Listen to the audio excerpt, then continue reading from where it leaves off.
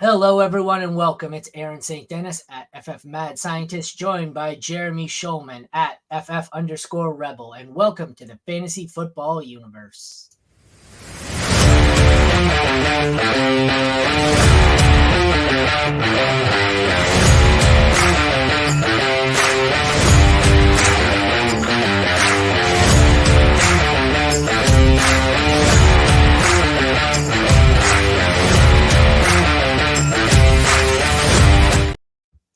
20-second intro. When we get back into the live shows during the season each week, I think I'm going to designate one person who has to try and chug an entire beer during the intro.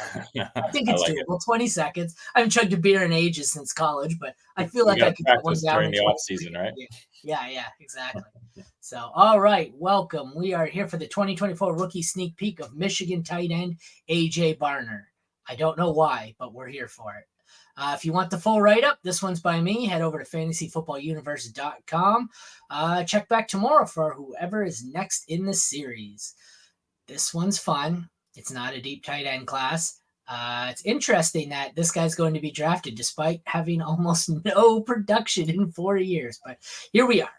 He's from Aurora, Ohio. Somehow ended up in Michigan. That's interesting. Was a 3-star recruit out of Aurora High.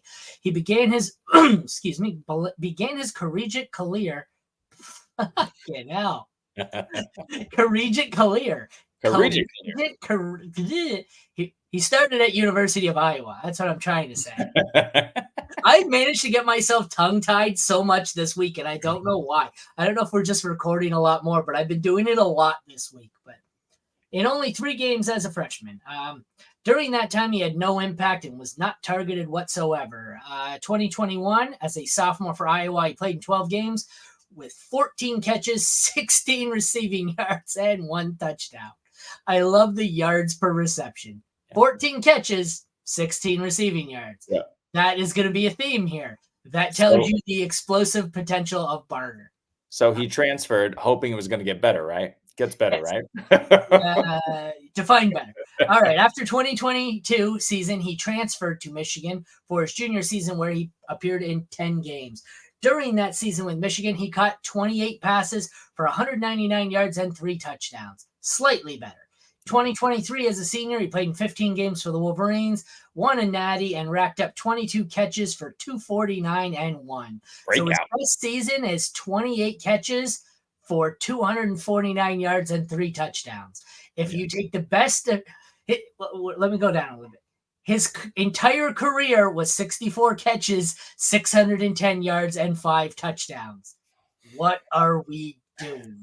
I'm a Michigan fan, and you couldn't have said it better in the pre-show. What are we doing? Yeah. Even the size, 6'5", 251. Okay, he's good for a tight end. Good, decent size, 21 and a half. He's a senior. He's graduating and he's big. Is that what we're doing here? Is that what we're doing?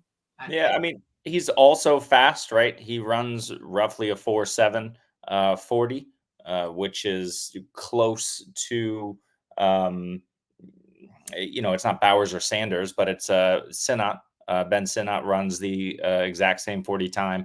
We like him. He's just not as developed, obviously, as Sinnott because he's just hasn't seen the volume. So you wonder, this is another Michigan mystery box where you just wonder if, the production isn't there because of the style of offense that they wanted to play and be conservative, or if the production isn't there because the guy's not good.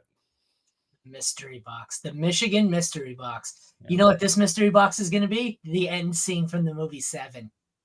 That's what this is going to look like. Brad Pitt screaming, "What's in the box?" I watched that last week. Whoever's head drafts him, the head coach is going to be in the box. Yeah, that's it. It'll be the GM's head if he drafts him. Okay, some strengths: good acceleration and straight line speed. Good, not great. Has good body control and can track the ball. Good body control. He does have great high point ability because he's a bigger athletic guy and excels at boxing out defenders to come down with contested catches and has good burst off the line of scrimmage and fights through pressure when pressed off the line. So the theme there is good with the occasional great, but mostly he's good but not great. So I don't know. I think this guy is my tight end 6 at best, and that's only because I haven't really dove into 7 through 10. I could tell you the top 5 that I've really gotten into, and even Theo Johnson are all considerabably better than him. So he's probably top 12, oh, without gee, looking at all top those 12 guys. among rookie tight ends. Thanks, Well, Jeremy. well, That listen, he's definitely the top 2. He's top 2 in the number of tight ends at Michigan, right? But he's not one. So I might be a top 12 tight end in this rookie class. yeah, Like, yeah, that's fair. I'm weaknesses, struggles to beat zone coverage and often looks lost on the field. That could be just the Michigan Harbaugh offense. Needs to learn to recognize open spots and sit down in zone coverage. Has decent but average overall playing speed and size.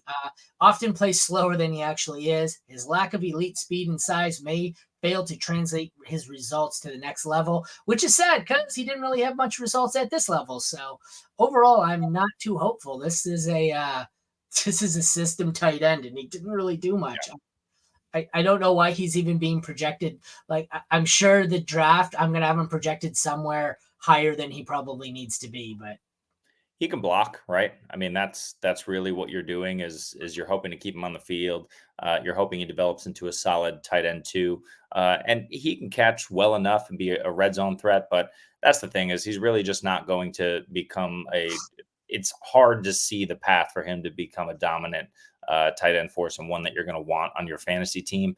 I'm looking at him more of like a Pat Fryermuth, but like a not as good Pat Fryermuth, because Fryermuth can kind of do it all, but he's a little bit on the slow side. He's a little bit on the, he doesn't have massive size. He's not doing anything elite, and he's stuck in the middle of the pack of fantasy tight ends. You're hoping for that for AJ Barner. That's like best case scenario, unless he just finds some situation like a Matthew Stafford that just hyper targets him.